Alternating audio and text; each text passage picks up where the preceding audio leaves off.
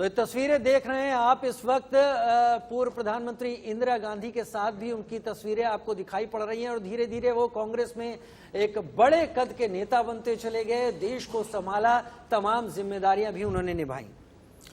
बिल्कुल राजीव, और जो लास्ट स्टेटमेंट आर्मी के रिसर्च और रेफरल हॉस्पिटल से आया था वो आज सुबह का था, और मैं दर्शकों को बता दूं क्योंकि लगातार पिछले कई दिनों से लगभग 3 हफ्ते हो गए थे जब प्रणब मुखर्जी जी आर्मी के रिसर्च और रेफरल हॉस्पिटल में थे। आज का जो लेटेस्ट हेल्थ बुलेटिन सुबह लगभग 10:30 बजे के आसपास आया था, उसी में एक संकेत मिलने शुरू हो गए थे कि प्रणब मुखर्जी जी की हालत काफी ज्यादा खराब हो रही है। इस स्टेटमेंट में, जो कि लगभग पिछले 10-12 दिनों से काफी कांस्टेंट और स्टेबल उनके हेल्थ पैरामीटर्स थे, ये कहते हुए आज के स्टेटमेंट में ये कहा गया था कि उनकी जो स्वास्थ्य है और उनकी जो वाइटल मेडिकल पैरामीटर्स हैं वो थोड़े से खराब हुए हैं, मतलब कि उनके स्वास्थ्य में गिरावट आई है। और उसके साथ ही साथ आर्मी रिसर्च रेफरल हॉस्पिटल ने यह भी लिखा था कि उन्हें सेप्टिक शॉक हुआ है, जो कि उनके फेफड़ों में है, फेफड़ों में लंग इन्फेक्शन की वजह से हुआ है। और जो डॉक्टर्स हैं, स्पेशलिस्ट आर्मी के रिसर्च एंड रेफरल हॉस्पिटल, वो इसे मैनेज करने की कोशिश कर रहे हैं। वो इस पर काफ़ी ज़्यादा जो लंग का इन्फेक्शन हो गया है, फेफड़ों में जो उन्हें इन्फेक्शन हो गया था, उसे कंट्रोल करने की कोशिश कर रहे थे। और साथ ही साथ वो काफ़ी गहरे कोमा में है और वेंटिलेटर सपोर्ट पर हैं। ये कुछ 3-4 प्रमुख बातें थीं जो कि आर्मी के रिसर्च और रेफरल हॉस्पिटल ने इशू की थी। और इसी के कुछ घंटों बाद अब प्रणब मुखर्जी के बेटे ने ये ऑफिशियल अनाउंसमेंट कर दिया। आपको बता दें कि प्रणब मुखर्जी जी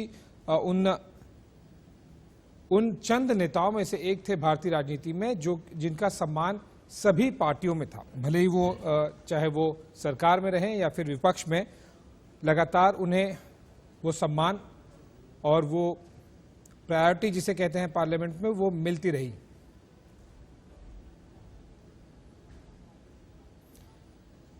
ये जो तस्वीरें आपको दिखाई दे रही हैं ये पुरानी तस्वीरें हैं, और इन तस्वीरों में आपको इस बात का अंदाजा लगेगा कि किस तरह से कितना लंबा राजनीतिक करियर रहा है प्रणब मुखर्जी जी का राजीव गांधी जी के साथ में। और साथ ही साथ पिछले साल जब उन्हें भारत रत्न से नवाजित किया गया राष्ट्रपति रामनाथ कोविंद जी द्वारा। हमारे साथ में मेरी सहयोगी शुभ्रा सुमन न्यूज रूम से लाइव जुड़ गई है। शुभ्रा, किस तरह से पॉलिटिकल रिएक्शन सब आ रहे हैं, क्योंकि प्रणब मुखर्जी वो नेता थे जो चाहे वो कांग्रेस हो, बीजेपी हो, लेफ्ट हो, हर जगह से उन्हें बहुत ज्यादा सम्मान मिलता था। आई एम श्योर पिछले कुछ सेकेंड्स में, पिछले कुछ मिनट्स में सारी राजनीतिक पार्टियां अपनी अपनी तरफ से शोक संदेश और उन्हें जो उनका मैसेज है वो एक्सप्रेस कर रही होंगी। बिल्कुल आशीष, एक बात आपने बिल्कुल सही कही कि प्रणब मुखर्जी का निधन जो है वो सबके लिए एक बहुत बड़ा लॉस है, पूरे भारतीय राजनीति के लिए ये बहुत बड़ा लॉस है। और प्रणब मुखर्जी की छवि जैसी रही, उनका राजनीतिक कार्यकाल जिस तरीके का रहा, उस वजह से आज तमाम जो पार्टी के नेता हैं वो किसी एक पार्टी के नेता नहीं थे, लेकिन चूंकि अब पूर्व राष्ट्रपति का निधन हुआ है और एक ऐसे छवि के नेता का निधन हुआ है जिनका हर पार्टी ने सम्मान किया, जो विवादों से परे रहे, और इसीलिए हर एक पार्टी के लोग एक एक करके उनके निधन पर शोक व्यक्त कर रहे हैं। मैं आपको एक खास बात बताना चाहूं कि उनका जो कार्यकाल रहा राष्ट्रपति के तौर पर पूरा, वो हमेशा याद किया जाएगा, और इस वजह से याद किया जाएगा कि उन्होंने बहुत सारे ऐसे फैसले लिए जो उनसे अपेक्षित रहे। और राष्ट्रपति रहते हुए मैं आपको बताऊं कि गैर विवादास्पद छवि उनकी रही, और इसके साथ ही जो सरकार के साथ उनके संबंध रहे, जो सरकार के साथ जिस तरीके का उनकी ट्यूनिंग रही, उसके लिए भी याद किया जाएगा। और इसके साथ ही एक बहुत महत्वपूर्ण बात कि कई ऐसे लंबित फैसले आशीष, जो कि ये माना जा रहा था कि अमूमन बहुत देरी होती है उन फैसलों पे, वो प्रणब मुखर्जी ने लिए। शुभ्रा जी, आपको रोकना चाहूंगा, नितिन गडकरी जी अपना शोक संदेश दे रहे हैं, एक बार उन्हें सुन लेते हैं।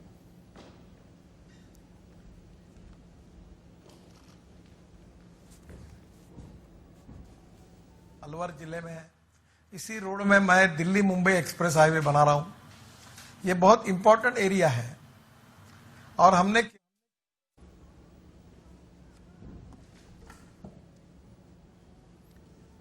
शुभ्रा जी, जिस तरह से हम देख रहे थे कि लगातार अब शोक संदेश सभी पार्टियों की तरफ से आने शुरू हो गए हैं, कुछ ट्वीट्स भी हैं, चाहे वो अशोक गहलोत जी की तरफ से हो, साथ ही साथ बाकी जो पार्टी के लीडर्स हैं उन सब की तरफ से ये एक मैसेज आने शुरू हो गए हैं। ये साफ दिखाता है कि पूर्व राष्ट्रपति प्रणब मुखर्जी का कितना सम्मान था सभी पार्टियों में।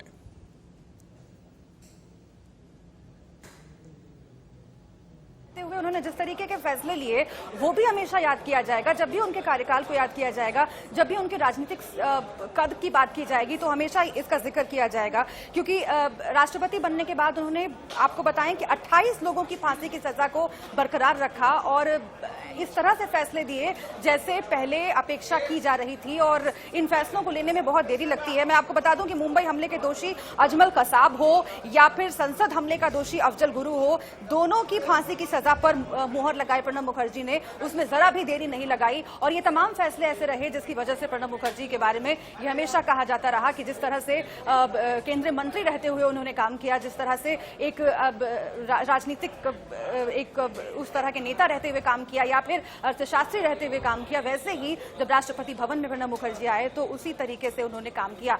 और जिस कद की हम बात कर रहे थे, राजनीतिक पार्टियों में जिस सम्मान की हम बात कर रहे थे, प्रणब मुखर्जी एक ऐसे नेता है, उस परंपरा के नेता हैं, चाहे वो अटल बिहारी वाजपेयी की परंपरा हो, उसी परंपरा के वो नेता माने जाते हैं जहां पर हर पार्टी के साथ सौहार्द बनाकर चलना, हर पार्टी की बात सुननी और एक तथ्यों के आधार पर अपनी बात को रखना। और इसीलिए जब भी प्रणब मुखर्जी को याद किया जाएगा आशीष, तो ये तमाम बातें जरूर दोहराई जाएंगी। और इसीलिए प्रणब मुखर्जी के निधन के बाद जो अलग अलग पार्टियों के नेता हैं वो शोक व्यक्त कर रहे हैं आशीष। बिल्कुल, और कुछ मैसेजेस ट्वीट के जरिए चाहे वो कांग्रेस हो, बीजेपी, सभी नेता एक्सप्रेस कर रहे हैं। मैं आपको कुछ ट्वीट्स पढ़ के बताना चाहूंगा।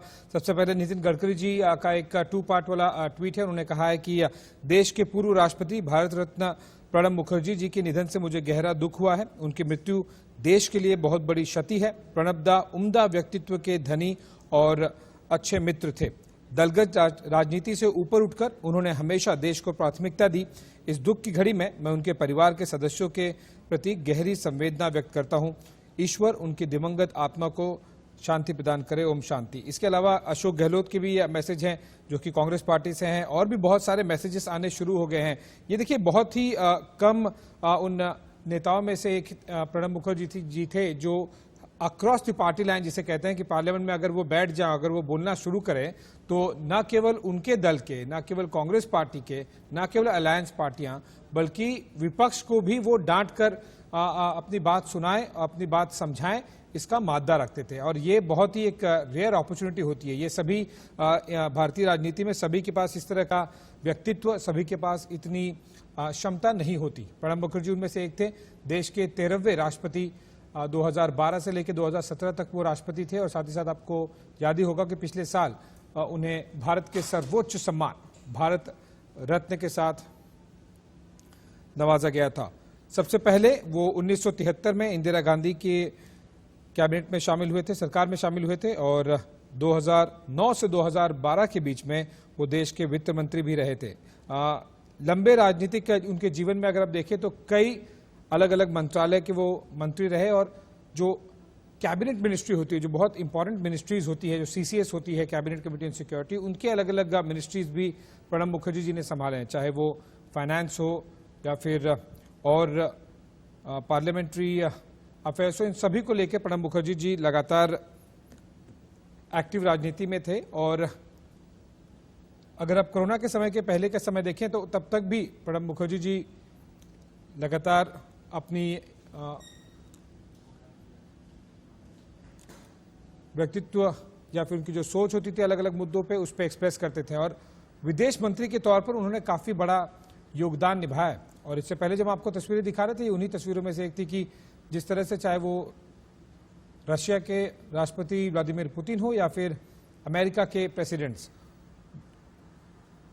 एक नॉन अलाइनमेंट मूवमेंट के तौर पर, एक नॉन अलाइनमेंट पोजीशन के तौर पर भारत की उन्होंने बहुत अच्छी पकड़ बनाई थी। और अमेरिका और राष्ट्रपति, साथ ही साथ दोनों, अमेरिका और रूस के राष्ट्रपति दोनों को एक साथ में किस तरह से लेके चला जाए, ये प्रणब मुखर्जी जी ने बहुत ही अच्छे से एग्जीक्यूट किया था। आपको साथ ही साथ बता दें कि 1991 में वो योजना आयोग के उपाध्यक्ष बने थे, और 22 मई 2004 से 26 अक्टूबर 2006 तक वो रक्षा मंत्री थे। तो जैसा मैं बता रहा था कि आपको अलग अलग जो मेन मिनिस्ट्रीज होती हैं, प्रधानमंत्री कार्यालय के बाद में जो 4 मेन मिनिस्ट्रीज होती हैं, रक्षा मंत्रालय, वित्त मंत्रालय, प्रणब मुखर्जी जी को दोनों मंत्रालय संभालने का अनुभव था और 2012 से लेके 2012 से लेके 2017 तक वो देश के 13वें राष्ट्रपति थे और 2019 में उन्हें सर्वोच्च सम्मान भारत रत्न दिया गया था। उनकी पकड़, उनकी इज्जत न केवल कांग्रेस पार्टी में बल्कि बीजेपी में भी थी। रहते थे, उस फ्लो में रहते थे। कभी उनके घर जाओ तो देखते जा अपनी रात के समय डायरी लिख रहे हैं या किसी चीज़ का अध्ययन कर रहे हैं, पढ़ रहे हैं। तो कोई मौका नहीं था जब उनको बिना काम करते किसी वक्त देखा हो। ऐसा एक व्यक्तित्व था उनका।